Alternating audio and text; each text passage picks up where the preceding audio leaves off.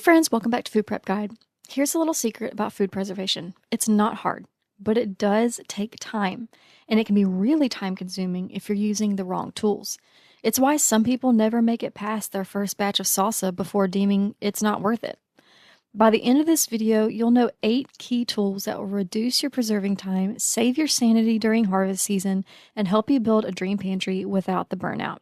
I've been preserving food for over a decade, and these are the exact tools that transformed my kitchen from an exhausting mess during summer into an efficient preserving machine. And most of them cost less than $20. Let's kick things off with one of the most basic and affordable tools that you can own, and that's the humble canning rack. Many beginners think you need a specialized, crazy expensive water bath canner to get started. And people get defeated before they even begin because they think they have to drop $50 to $100 or more just to can some jam. Or worse, they place their jars directly on the bottom of the pot, where the intense direct heat can easily cause jars to crack and shatter. Thankfully, any deep stock pot that you already own can become a water bath canner with the simple, cheap addition of a canning rack. These wire racks cost just a few bucks and are made to sit at the bottom of your pot, lifting your jars off that direct heat. This lets hot water circulate freely all around the jars, which is crucial for an even, safe, and successful seal every time. It's the perfect entry point for canning high-acid foods like fruits, jams, syrups, and pickles. Now here's my pro tip. Get 2. If you have a pot that's deep enough, you can double stack smaller half-pint jars with one rack on the bottom and another rack separating the 2 layers. You instantly double your batch size without taking up any more space on your stove. It's a simple hack that makes you twice as efficient. You just need to ensure that your top-level jars are still submerged by at least an inch of water. And here's one more tip. In a pinch, you can even use your canning rings as a rack. You see, all we have to do is make sure the glass jars don't come in contact with the bottom of the pot where the direct heat source is. And canning rings, laid side by side in a circular shape at the bottom of your pot, achieves this. So really, if you already own jars with rings, you can turn any stock pot you have into a canner for free. Okay, next up is the absolute workhorse of prep work, and that's a good food processor. Without it, you'll spend 30 minutes to an hour or more chained to a knife and a cutting board. We're talking tear-filled onion chopping for salsa, the mind-numbing slices of cucumbers for pickles, and shredding what feels like a ton of cabbage for sauerkraut. Your hands will ache, and the prep can take even longer than the cooking itself. I prefer to let a machine do the heavy lifting for me. An 8 to 14 cup food processor is a preserver's best friend. In seconds, it can shred pounds of zucchini for relish, uniformly slice cucumbers for pickles, or puree a giant batch of tomatoes for sauce. It can turn what once was an hour of manual labor into just a few minutes for a large batch, which is a lifesaver when you're staring down a huge garden harvest or grocery haul.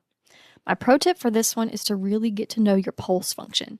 Instead of just letting the machine run wild, pulsing gives you total control over the final cut. This is how you avoid turning your beautiful vegetables into a watery mush and get perfect, consistent, chunky dices for things like relish, salsa, and chow chow. Okay, now this next gadget seems small, but when you're processing a lot of produce, its impact is massive. It's the humble tomato corer, which also works as a strawberry huller and blemish remover. You can absolutely use a paring knife to core dozens or even hundreds of tomatoes for a big batch of sauce, or hulling quarts of strawberries for jam. But it's slow, and you often end up wasting a good bit of fruit with every scoop of the knife. A tomato corer has sharp, serrated teeth that you push into the stem, give it a little twist, and pull. The core pops right out with almost zero waste. It's one of those, why didn't I get this sooner type of tools that you'll realize has cut your prep time dramatically. Now my tip here is don't stop at tomatoes and strawberries. This little gadget is fantastic for scooping the seeds out of bell peppers after you've sliced them in half, or even for making tiny melon balls for a fancy fruit salad. I also use it to remove blemishes from potatoes and bug marks from tomatoes. It's a surprisingly versatile tool to have in your gadget drawer. Now let's talk about making sauces, soups, and jams and why you'll love an immersion blender if you don't already have one. The standard approach is ladling boiling hot liquid from your big cooking pot into a countertop blender. but you risk splashing yourself with really hot liquid that can damage and hurt your skin. The better option is to bring the blender directly into the pot. An immersion blender, also called a stick blender, lets you puree your sauces, soups, fruit butters, and more right inside the pot that you cook them in. No more risky transfer of hot liquids, and you can get a perfectly smooth consistency in under 2 minutes. For things like applesauce, tomato sauce, and fruit butters, this tool is awesome. My pro tip for this is to tilt the pot slightly so the liquid pools to one side. This helps create a better vortex, which pulls all the chunks down towards the blades for a faster, smoother blend. Okay, safety in the kitchen should always be a top priority. We all know that, especially when you're dealing with giant pots of boiling water. That's why my fifth gadget is an extra large slotted ladle. These are sometimes called a spider strainer. I'm not sure why. The standard approach is to lift and pour the pot's contents into a colander in the sink, and that's a one-way ticket to spills and serious burns. The better option is to use a big, sturdy, slotted spoon or ladle. This tool basically acts as a miniature colander on a stick, letting you scoop up large amounts of food while leaving the hot liquid behind in its original pot. It's great for lifting blanched green beans for an ice bath, pulling out boiled potatoes, or transferring fruit into jars for canning. It gives you control and keeps you safe. My tip here is to use this when canning soups. If you didn't already know, the USDA has a can your own soup guidelines where you don't have to even follow a specific recipe, just a few key guidelines. So we have a lot of freedom here. One key part of those safety guidelines, though, is that you only fill your jars halfway with solids and the other half with liquid. And that's where an extra large strainer ladle comes in handy. You can fill each jar precisely full with solids using your strainer ladle halfway.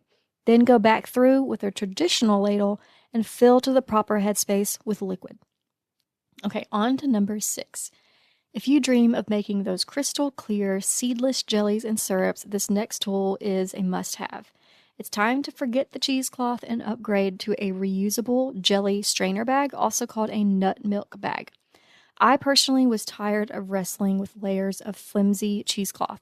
The weave is usually too coarse, it's a mess to deal with, and it can soak up a surprising amount of your juice that you'd rather be going into your jars. A better option is a dedicated jelly or nut milk bag, usually made from a durable, fine mesh nylon, but I highly recommend opting for an unbleached cotton or hemp material. These bags are built specifically for extracting juice from cooked fruit or liquid from soaked nuts.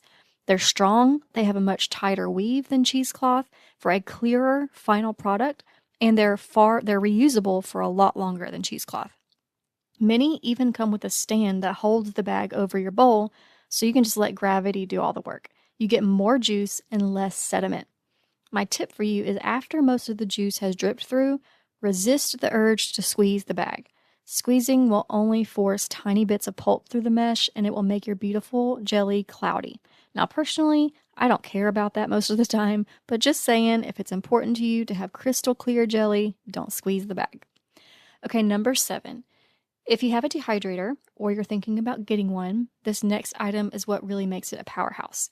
Silicone dehydrator tray liners that have a raised edge. Without these, you really can't make things like fruit leather or fruit and vegetable powders. The puree will drip right through, creating a sticky, baked-on disaster on the trays below and all over the bottom of your machine. It's a mess. But the silicone liners are made for dehydrating.